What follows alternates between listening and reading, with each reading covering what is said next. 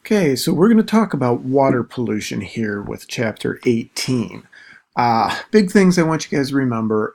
Water is essential to all life. Every living thing on the planet has to have water for survival. The challenge is we as a species, humans, are changing the quality of water. Sometimes it's not an intentional process and we try to fix it and try to do what we call remediation. And other times we're consciously changing it, knowing what we're doing is creating water pollution, but we choose not to take steps to prevent that pollution. There's lots of variables and challenges that go into that picture. So we want to always keep in mind kind of the bigger picture and as many different sides of this water pollution discussion as possible. So when we're looking at water pollution, we're looking at any kind of physical, biological, or chemical change in water quality that impacts the health of living organisms. Not just humans, but all living organisms. That's going to be an important thing to remember. So, all right, so when we look at water pollution here, we usually talk about point sources and non-point sources. Now, a point source is where we can actually find the source of pollution. Hey, that discharge pipe from the sewage treatment plant, the gutter or the drain from this particular situation, there's a direct source. Literally you can point to it and say that's where the pollution is coming from. Those are easier usually to work with when we're trying to do remediation. Non-point sources are a lot more challenging. So you take a look at the little picture here. Non-point is something, it's where pollution is scattered or kind of diffuses across a wide area, eventually reaching a water source. So imagine a farm field. You have thousands and thousands of acres of agriculture in Illinois. Which field is causing water pollution? Does one field create more pollution than the other? We have runoff from urban and city environments, rural environments, etc. It's hard to go specifically to one single home and say, you're the problem. What you're doing is creating the issue. It's, like I said, kind of an accumulation of pollution from a wide area and a wide variety of sources. So non-point sources are much more challenging when we try to talk about legislation and remediation. So we'll get into this as we talk about water in this unit, in this chapter, but make sure you guys are comfortable with, these two different sources and come up with some examples. So give me 3 specific examples of point sources, 3 examples of non-point sources that can lead to pollution of water. So when we're looking at water, our concern is the different things that can cause water pollution. So one of those things are different infectious agents. All right, so the main source of infectious agents, different pathogenic organisms, this could be viruses, bacteria, protists, etc. The main source of waterborne pathogens is human waste. Okay, so human digestive system contains pathogens, and when our waste is not treated properly, it leads to some health issues. So you take a look at the picture here, and we have a couple ways that human wastes can get into water sources.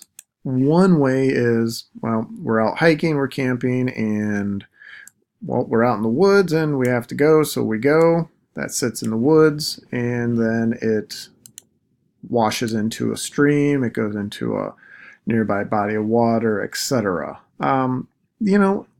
Realistically, that's not the major issue. In developing countries, that is a much bigger concern when we see wastes, human waste accumulating and creating problems like that.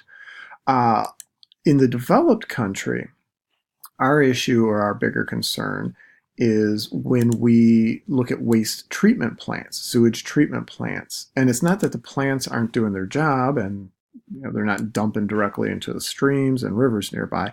It's when these treatment plants get flooded and the untreated waste then, because of flood water, gets washed into a nearby body of water.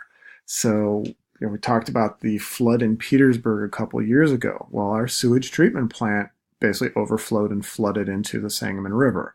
So now all that untreated waste or partially treated waste washed into the river, lots of infectious agents floating around in that waste. So that is a concern. So we do have tests for this, which is a good thing. And one of the most common tests is a coliform bacteria test. We're primarily focusing on E. coli. This bacteria is specific to mammals. So humans, cows, dogs, pigs, horses, etc. Mammals. It's an intestinal bacteria. EPA recommends you want to keep your sample at 200 colonies per 100 milliliters or less to be considered safe. So simple test. Take an agar dish, put 100 milliliters of water across it, and let it grow. And then look for fecal coliform and the different coliform bacteria. And you start counting colonies. You go, okay, I got 1, 2, 3, 4, 5, 6, etc. And are you underneath this 200 colonies per 100 milliliter sample? If you are, water's good. It's okay to have a little bacteria in there. Not ideal, but if you have some in there, don't freak out. You want to make sure you have a low level. If the levels are too high, now we got a problem. Signs go up. Polluted water. Don't go swimming in it. Don't go wading in it. Don't go drinking from it. It's not healthy. It's not safe. So we have all sorts of potential issues, health problems associated with polluted water. You think about a lot of the diseases, the emerging diseases you're looking into, and we're talking about things like typhoid, cholera, dysentery, hepatitis. These things live right in the water. And then a lot of the other diseases that are transmitted by mosquitoes, the mosquito's life cycle has a stage in water. So if you have all these mosquitoes breeding and reproducing in water, you're more likely to transmit mosquito diseases, or the disease the mosquitoes carry, things like malaria, chikungunya, Zika, West Nile, etc. So again, clean water is good for human health. It's important. And if we can find ways to try to minimize minimize impacts to water quality, we're going to keep ourselves a lot healthier. That saves lives, that saves costs on healthcare. It's a huge, huge win-win if we can convince people that water quality is important. Right? So some things we also look for when we're studying water quality are oxygen levels. Now, when waste products enter water, they require oxygen to basically break it down. So we'll do different measures of oxygen within water to try to get a feel for where the water quality is at. So one measure is called BOD, biochemical oxygen demand. How much dissolved oxygen is in the water that's consumed by aquatic microorganisms. Different things that are lower on the food chain, some of those protists, insect larvae, fish, etc., early juvenile fish forms or zygote forms, they're going to be consuming oxygen. So we need to make sure there's a certain level there for their survival. So we will measure often a thing called dissolved oxygen content, or DO.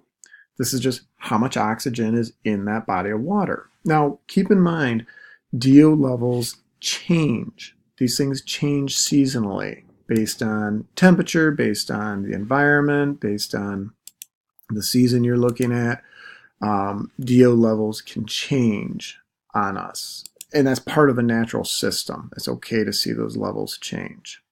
But we want DO levels that are going to be above 6 parts per million. That's when you have good water, enough oxygen to support game fish. So like trout, things like that. They like high levels of oxygen within their water. If you're below 2 parts per million, your water's not very good. But the only thing you're going to support are decomposers and detritivores.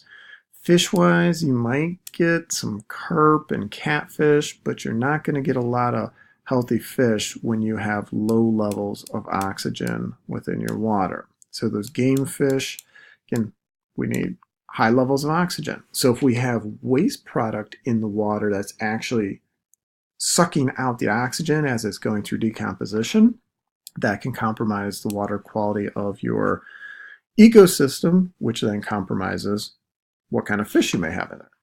Right? So this picture shows us what's known as the oxygen sag. There should be a certain amount of dissolved oxygen within a body of water.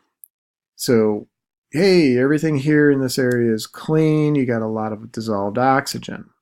This area here, notice we have discharge coming out of that pipe from whatever point source. That stuff gets into the body of water, the sewage, and in order to break it down, microorganisms literally consume the oxygen to break down and use the sewage as a source of energy, so that decreases the oxygen. This is what creates what they call this oxygen sag. So this area near that discharge pipe, we call it the septic zone because it just doesn't have good water quality.